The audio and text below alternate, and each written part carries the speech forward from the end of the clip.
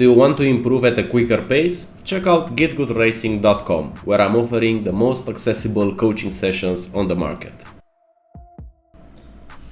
Now for the track guide. This isn't a perfect lap, far from it, so I'm gonna point out the mistakes. I just changed my rig, so everything is a bit new for me. But going into turn 1, what I'm looking for to align, since turn 1 is a quite tricky corner, is an exit road on the right side. You see, you have here on the right side this exit concrete road. I want to brake slightly past it, and notice that this white line gets wider onto the right side while we go forward. So this turn 1 and 2 are a bit deceiving, because if you're gonna align to the white line from this part, from here, like right now, you're not gonna use all the track, because at this point, you see, you can use even more. So what you want to align to is this white line at the 100, let's say. But what I'm aiming for when I'm coming from distance, like right now, I'm trying to put myself in a position in which first I will be very close to this exit road, and it's something that I can easily see from the distance. So I'm trying to spot it while I'm arriving at the corner, and then I don't want to follow this white line, I just want to go forward. So I will position myself around here to use all the track. You see, right now under braking, my right tire is at the grass. So notice that on the right side of the white line, there is a bit of space that you can use. It's gonna be very difficult to do it consistently, but this is the faster way to open up the corner. In terms of braking, I'm not necessarily looking at the 100, but 100 would be a pretty good reference. In this corner, I actually just brake whenever I feel I aligned the car into the corner. It's a bit difficult to explain, but you can try it, because whenever you're at this point and you're trying to prepare, the road opens up just after the concrete on the right. So you have just a small moment right here when you want to make the car point the car into a straight line, because right now you see I have a steering angle, and the moment that the car is straight, I apply the brakes. So for me it's based more on feeling, but if you also want a brake marker, that would be the 100.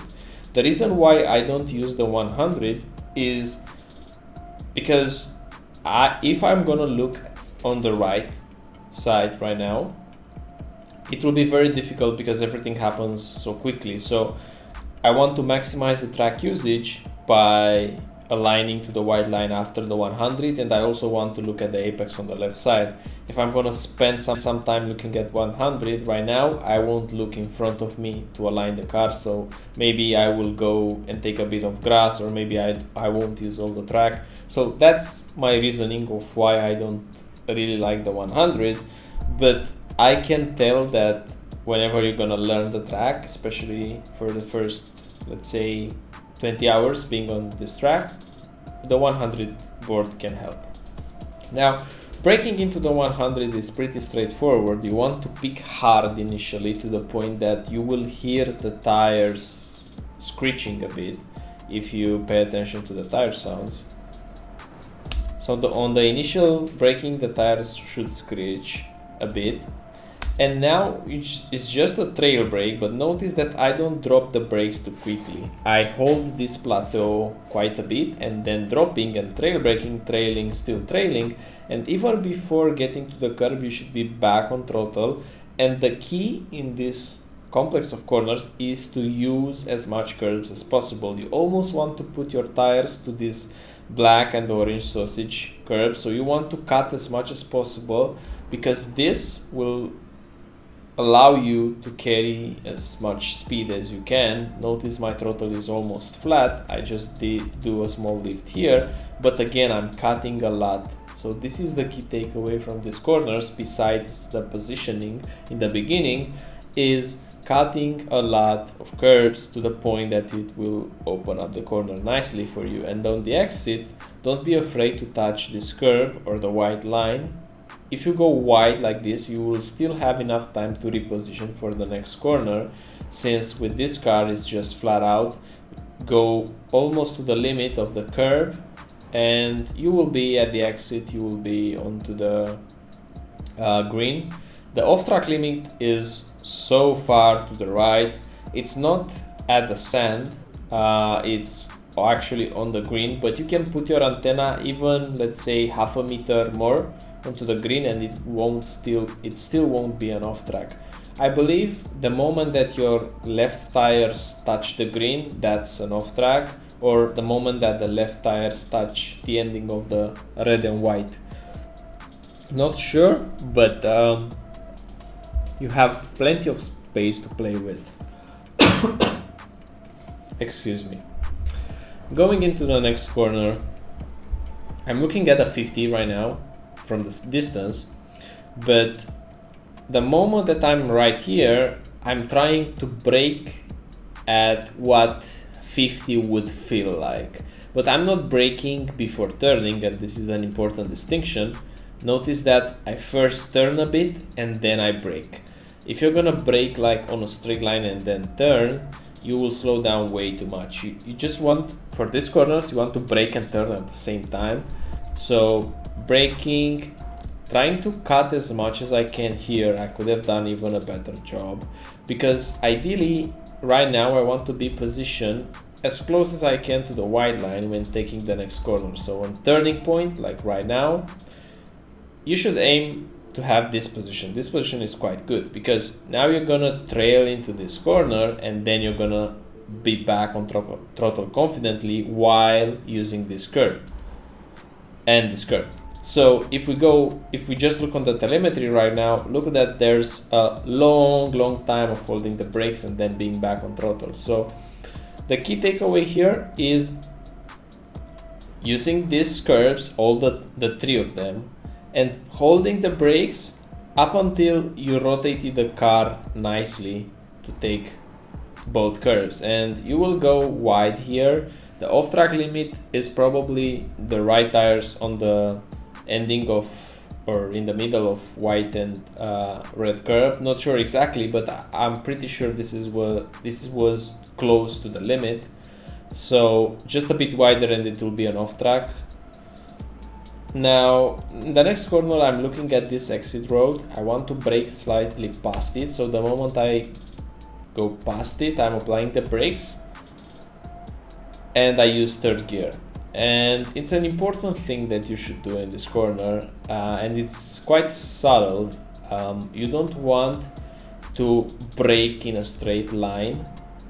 You want to brake almost diagonally into the corner, and by doing so, you will break the grip on the rear tires, because you're asking for turning and braking at the same time, and it's a quite heavy braking, let's say, because you're slamming the brakes suddenly and then downshifting and then turning, and this will make your rear tires unstable, and at this point you should feel the car starting to dance a bit in the rears. That's what we're aiming for here, because it will be the faster way to take this corner, since this corner has a quite a bigger radius.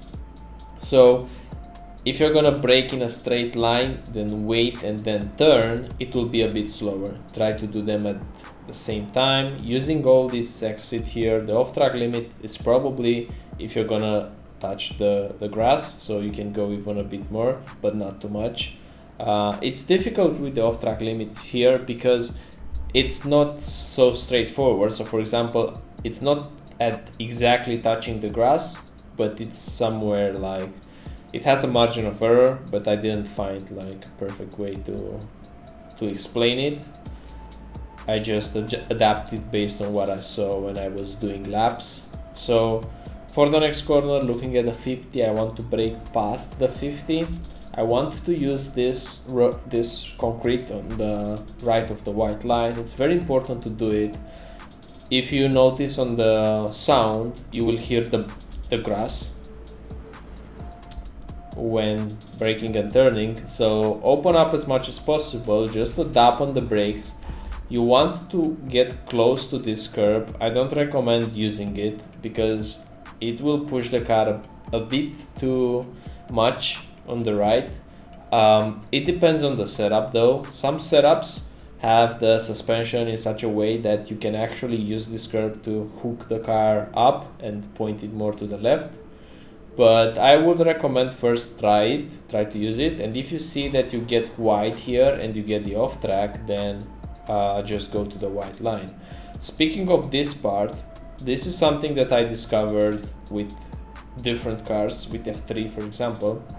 What you want to do, so firstly you want to be back on throttle just at this curb, so 100% throttle, keep it pinned, and if you go just a bit wider you won't get an off track, but the car will slightly bottom out, so it will be a bit slower. Try to not use this curb as much as you think you can because it will be a bit slower, but what I've discovered with other cars is that if you're gonna use a bit more steering angle, notice here how much steering angle I have with 100% throttle.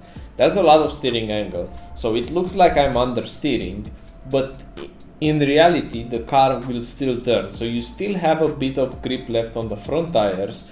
Don't be under the limit of grip and have the wheel, let's say, a bit looser than this. This is what I did in the past, and I noticed that if I use the steering wheel like 3-4 more degrees right here, you will gain time because the car will still turn. So my approach into this corner is using all this curb, being early on throttle here and 100, not going wide, and at this point, before not going wide, I'm trying, like in this point, to add even more steering angle than I think is necessary, and I still see the car turning. So try it. Now in Aqua Minerali, this is a difficult corner. First of all, use all the track. You see that to the left of the white line you still have this drain, what it seems. Put your tires close to the middle of it, you will be fine to open up. Now you want to go into this apex with full throttle. Don't brake yet, so you want to brake as late as possible, and this corner has 2 stages of braking.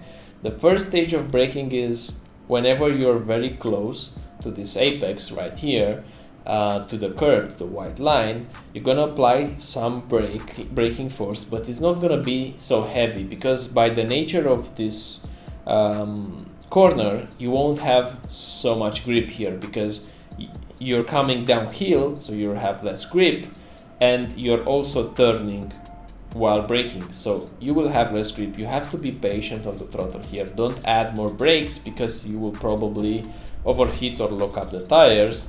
So patient, and the moment that you start to wind up the steering wheel to bring it closer to 0 degrees, then your brake will increase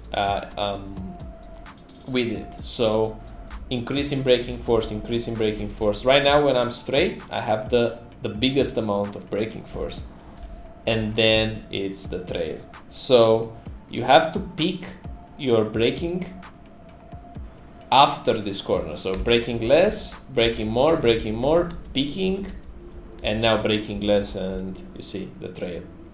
That's one of the important things. The other important thing, besides also going with full throttle into the corner and braking late, is to use this curb on the left. You have to be almost at the grass to open up the next one, because otherwise you either will have to slow the car down more or you have to use second gear or so. You want to do it in third gear. You want to be as close as you can to this black and orange sausage curbs, because if you're gonna cut this curb right here, it will put you into a nice spot. I could have cut more here, so this is again one of my mistakes. Now building up the throttle, 100% throttle, and we're going into the chicane. I'm looking at the 50, but I'm not braking at the 50. I'm probably braking at the 65, something like that. So right now I am braking quite hard initially, but what's important here to note is to cut these curves. You want to cut a lot these curves, even more than what I did here on the left one. So that's the main takeaway, and being back on throttle, it's all about car balance. In my case, I was a bit too greedy and I had this oversteer moment, which costed me a lot of time. But you should aim to not have this going on throttle, then off, then, you know, you can still have it because you can balance a bit the car with the throttle while taking that corner, but it won't be ideal. So you can still have it to do some corrections, but ideally you will just trail brake and then smoothly progress with the throttle. Now, heading into the last complex of corners, first of all, don't stay close to the right side here, so approach it from more like center left, so you can align with it. Like right now, I'm aligning myself with the white line as soon as I can by going past over this curve. That's very important, to align as soon as possible and also use all the track. I'm looking at the 50, but I'm probably braking in the middle of 50 and 100. So right now I'm braking. I'm using quite a lot of force, so this is the heaviest braking zone of the track. You would probably need to go to 100 brake pressure, so I think this was a mistake by braking to 90 and dropping it this quickly, because ultimately in third gear I want to be able to go, at this point I want to be on throttle here and cut this curve, but I'm not able to do it because I didn't slow down as efficiently as possible, or more efficiently, and you want to be here on throttle, 100% throttle, building it up. Like this hesitation here should not be here. Using all this curb, you can use this amount without getting an off track, and then just a tap on the brakes. I'm doing a lift and then back on throttle. What I think is gonna be even better is to do that braking later, because I don't have a braking point, I just look into the corner. So I think that I can go forward just few meters and then brake harder and then connect it with the throttle, so you won't have this space in between the throttle, the brake, and the new throttle application. So aim for no gaps here, aim for doing it without a lift, or if you need to do a lift, aim to do the smallest lift that you can do, using all the curb on the exit, and right now just staying on the right side. And in short, that's a track guide for Imola. I wish you a great week ahead, and I'll see you on the next one.